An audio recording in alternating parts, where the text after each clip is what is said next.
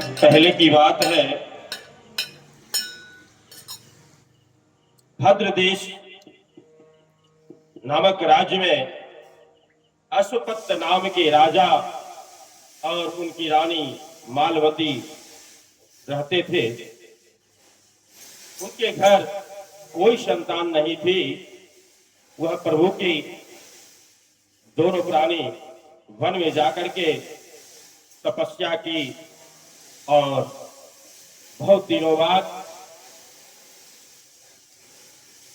हरि मेरे प्रभु नारायण प्रसन्न होकर उन्हें एक संतान प्राप्ति का वरदान दिया और कुछ दिनों बाद उनके घर में एक सुंदर पुत्री जन्म लिया, जिसका नामकरण अश्वपत राज ने सावित्री रखा। वह खेलती धूपती पढ़ती लिखती वह धीरे धीरे बड़ी हो गई। बड़ी होने के बाद राजा ने देश विदेश प्रत्येक जनपद में यह घोषणा की कि मेरे पुत्री का स्वयंवर होने वाला है। इस स्वयंवर में सभी राज्य के राजकुमार आएंगे और मेरी पुत्री जिनको चयन करेगी उनके साथ में उनका स्वयंवर होगा, विवाह होगा। सभी जगह निमंत्रण भेज दिया गया। वह दिन वह तिथि आ गई और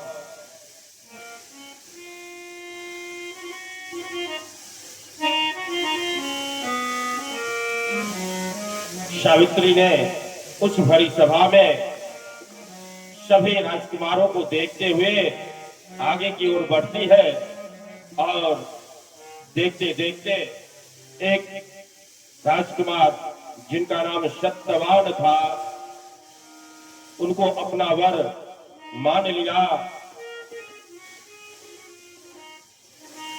पर सत्यवान एक वनवासी राजा धुमतसेन के पुत्र थे।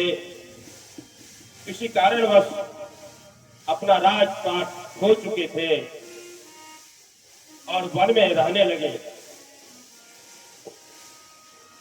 लेकिन एक बात जिसने सबको चिंतित कर रहा था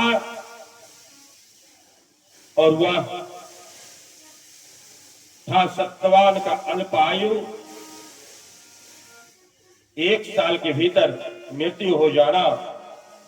उस सभा में भगवान नारद भी उपस्थित हुए और अपनी बीना को धुन बजाते हुए उस सभा में पहुंचते हैं। जय जय नारायण नारायण हरि हरि, जय नारायण नारायण हरि हरि, जय नारायण नारायण हरि हरि।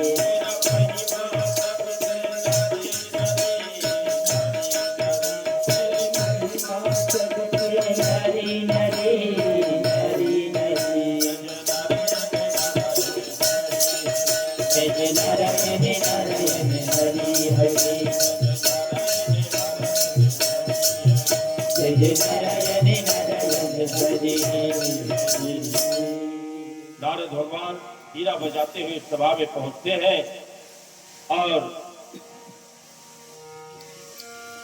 अश्वत्थ राज से कहते हैं, कन्या तो सबसे अच्छा वर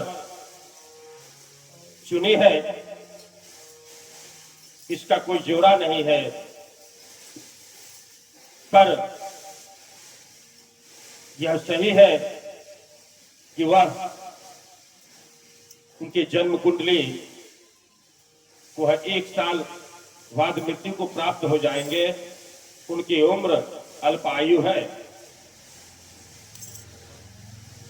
तब राजा और रानी मालवती अपनी पुत्री को समझाते हैं हे पुत्री, तुम्हारा जीवन अभी आरंभ ही हुआ है और सब जानते हुए पर अगर सत्यवान को तुम पति के रूप में, वर के रूप में चुनती हो तो फिर जिंदगी भर तुम्हें विधवा बनकर रहना पड़ेगा और एक माता पिता के लिए ये सबसे बड़ी दुखद घटना होगी। इसलिए तुम कोई और वर चुन लो। पर सावित्री ने कही कि मैं एक बार जिनका चयन कर लिया वही मेरे पति होंगे। कहा भी जाता है क्षत्रिय कुल में, रघुकुल रीत सदा चली आई, तान जाए पर वचन न जाए। आज तक जितने भी क्षत्रिय वंश में जितने भी राजा हुए, चाहे राजा हरिश्चंद्र हो, राजा शिवी हो, दधीची हो, सबने अपने धर्म के लिए, अपने वचन के लिए बहुत कठिन जीवन को जिया। मैं कैसे तोड़ दूं, और मैं एक बार जो निर्णय ले लिया मैं उस पर अटल हूं। तो तुलसीदास जी भी लिखे हैं रामायण में, राम सिया राम जय जय राम, सिया राम जय जय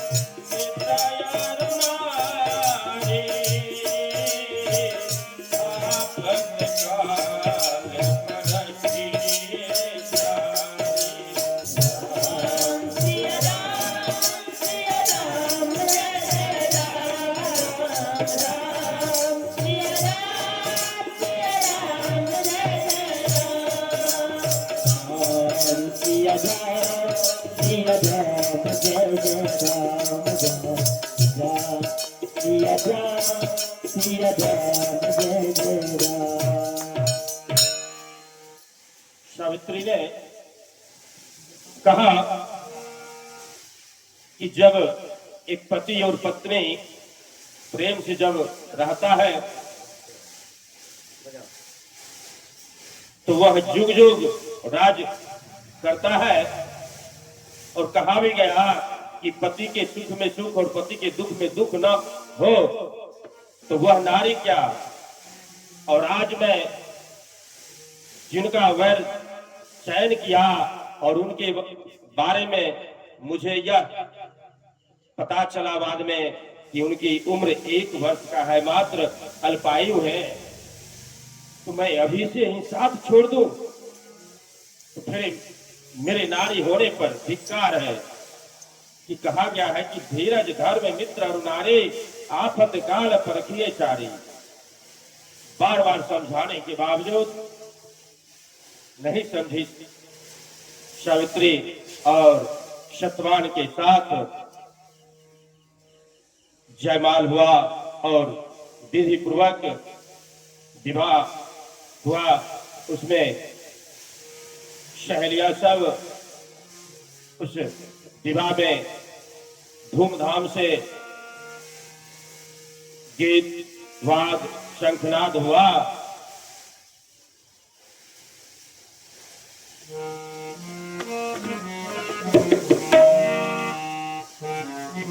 तो आइए एक विवाह का गीत सुना जाए।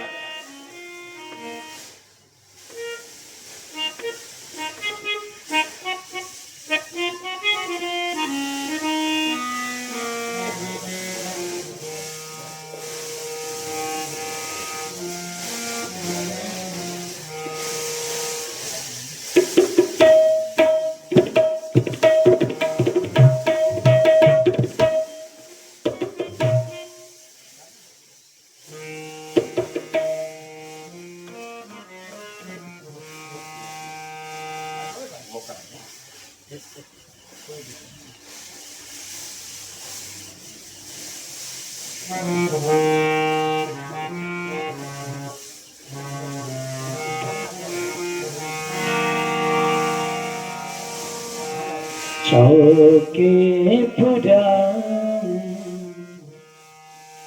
माटी डबा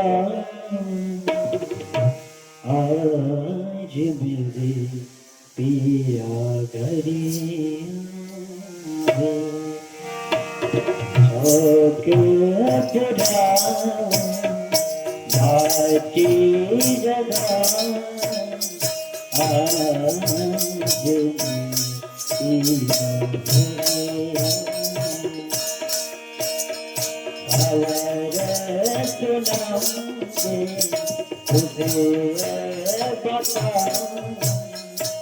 आज माटी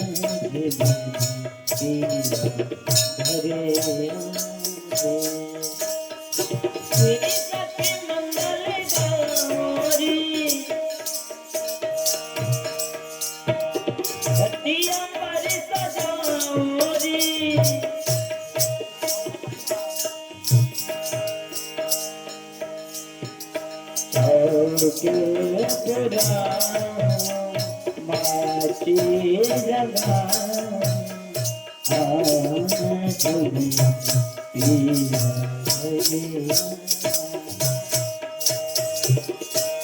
तेरी सखी मंगल गौरी सतिया अंदर सदारी उतरेगी आज मेरे एक सवारी उतरेगी आज मेरे एक सवारी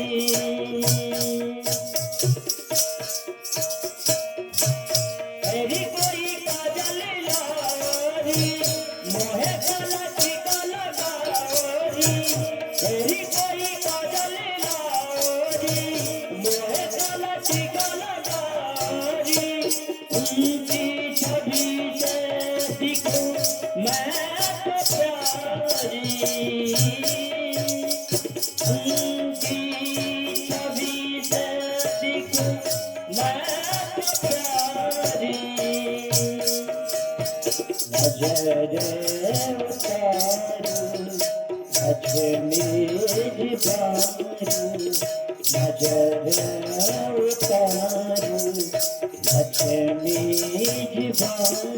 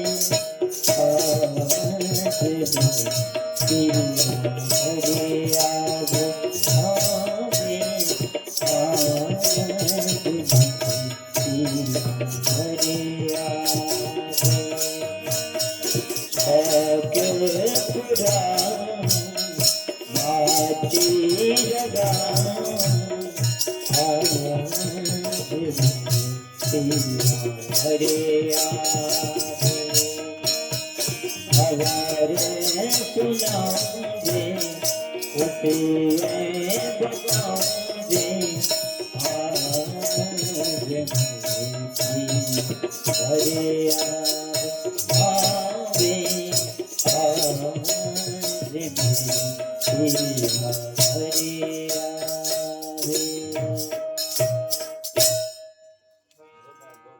सावित्री विवाह संपन्न हुआ और वह अपने पति और सास ससुर के साथ वन में रहने लगी। वन में रहते रहते एक दिन की बात है, कुछ दिन बीतने के बाद सत्यवान लकड़ी काटने के लिए चला तो सावित्री अपने पति के साथ छाया की तरह हर हमेशा रहती थी। इसलिए रहती थी कि जब उनको पता चल गया कि मेरे पति की उम्र 1 वर्ष मात्र है, तो पता नहीं किस पल किस क्षण यमराज आकर के और मेरे पति का प्राण हर के चले जाएंगे। इसलिए वह हर हमेशा अपने पति की सेवा किया करती थी और उस दिन वन में भी लकड़ी काटने के लिए साथ गई। जब सत्यवान एक वृक्ष पर चढ़ता है और कुल्हाड़ी से लकड़ी को काट काट के नीचे गिराता है और सावित्री वह सभी लकड़ियों को चुन चुन इकट्ठा करती है।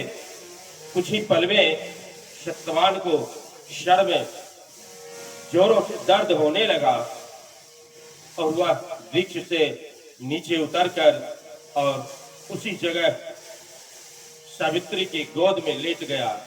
और वह वृक्ष था बरगद का पेड़, जिसे वट वृक्ष भी कहा जाता है। उसी के नीचे सावित्री के गोद में लेट गया और कुछ पल में यमराज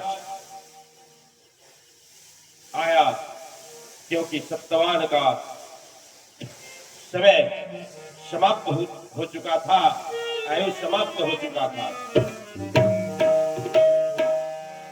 यमराज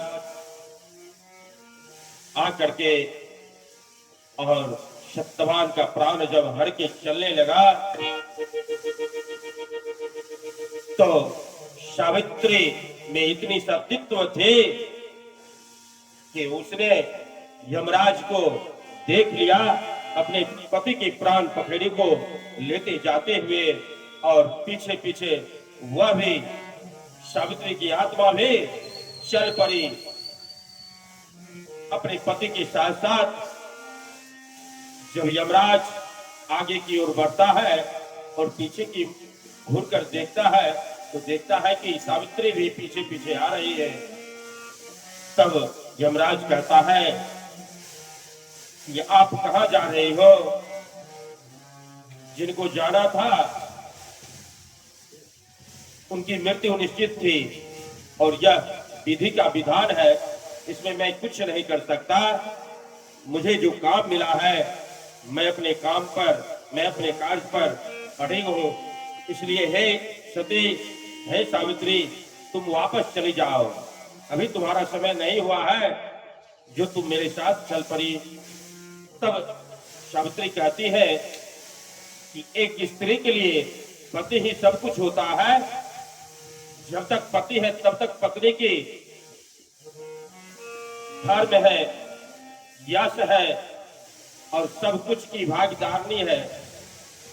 तो आज जब मेरे पति की मृत्यु हो गई और जब आप इनका प्राण लेके जा रहे हैं तो फिर मैं साथ कैसे छोड़ दूं? कि कहा गया कि पति पत्नी, पत्नी को अर्धांगिनी कहा गया, आधे हिस्से का मालिक, तो सब कुछ में मेरा आधा हिस्सा होता है। तो क्या आज मेरे पति का प्राण जब लेके आप जा रहे हैं तो मैं छोड़ दूं? नहीं, इसलिए मैं तो चलूंगी ही। तब सावित्री कहती है, साथ छूटेगा कैसे मेरा आपका, जब मेरा दिल घर बन गया आपका, जब मेरा दिल घर बन गया आपका, साथ छूटेगा कैसे मेरा आपका, साथ छूटेगा कैसे मेरा आपका।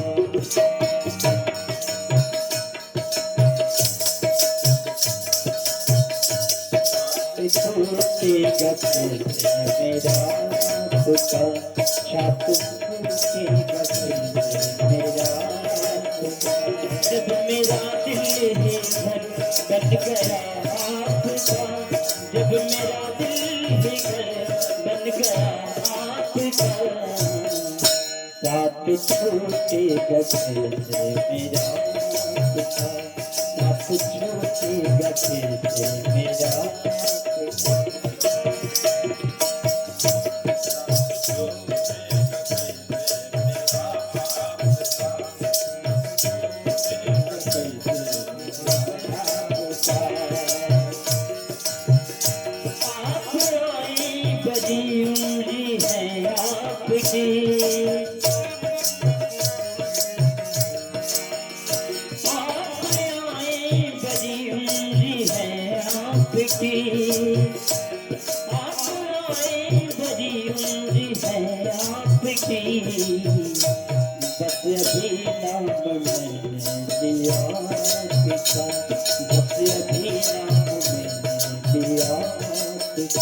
जब मेरा दिल ही घर बन गया आपका, जब मेरा दिल ही घर बन गया आपका, साथ छूटेगा कैसे मेरा आपका, साथ छूटेगा कैसे मेरा आपका।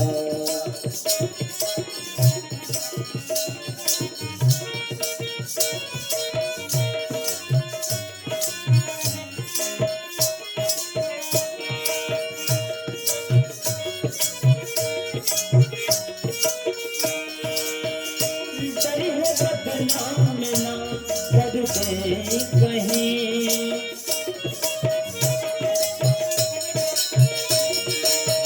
डर है मुझको न बदनाम कर दे कहीं, डर है मुझको न बदनाम कर दे कहीं। इस तरह प्यार से देखना था, इस तरह प्यार से देखना था।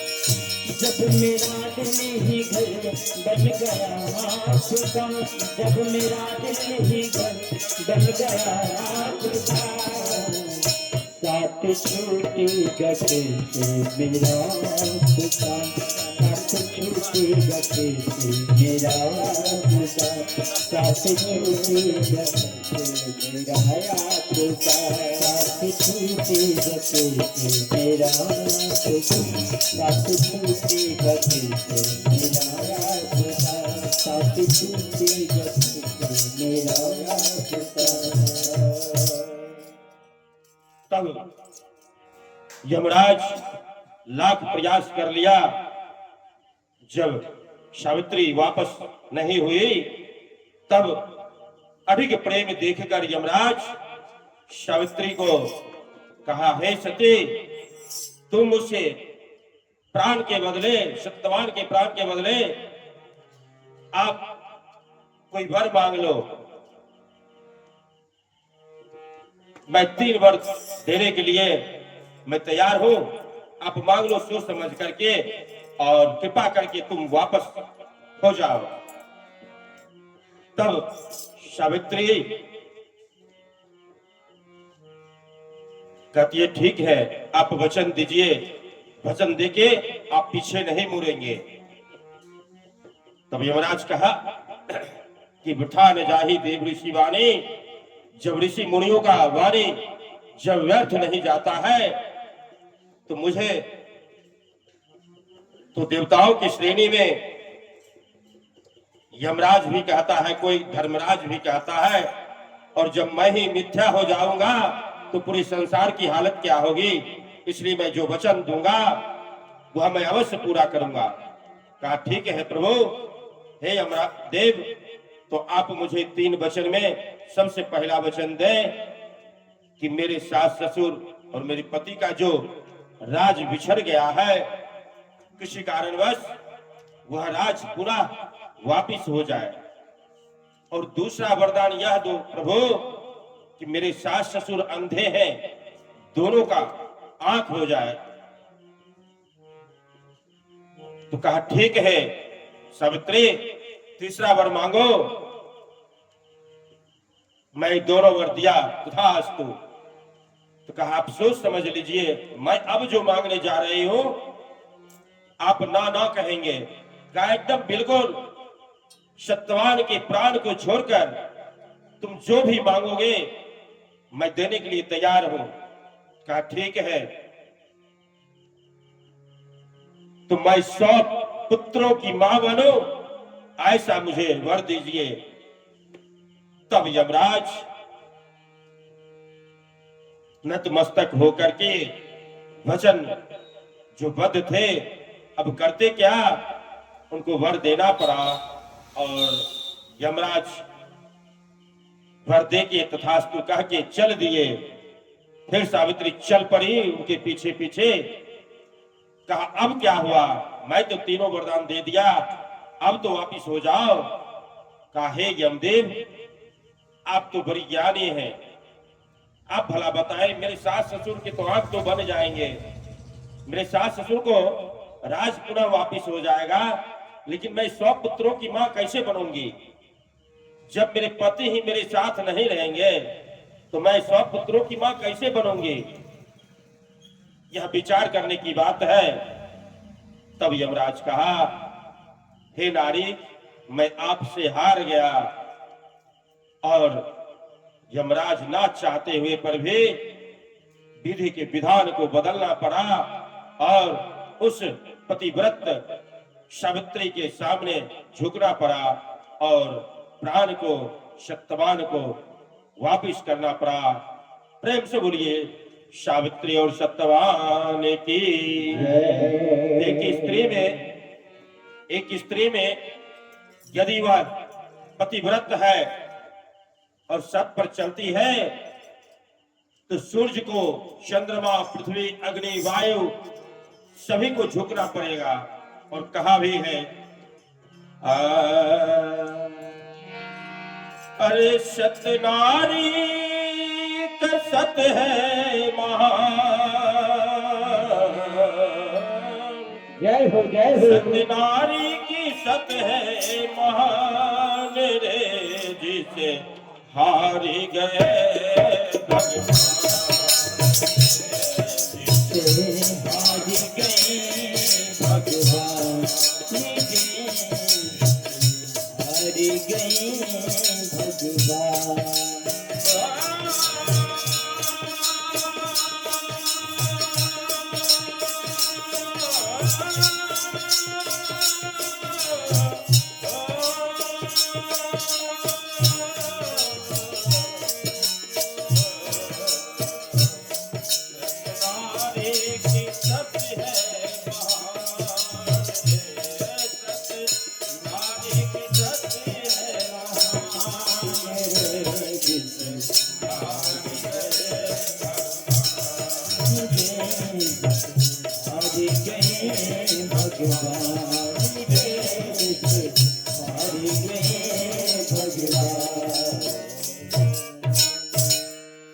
बोलिए सती नारी की जय, सावित्री और सतवान की जय, धर्म की जय, और धर्म का नाश हो। तो आइए संक्षिप्त में आज की कथा को यहीं विराम करते हुए और भोलेनाथ का भोग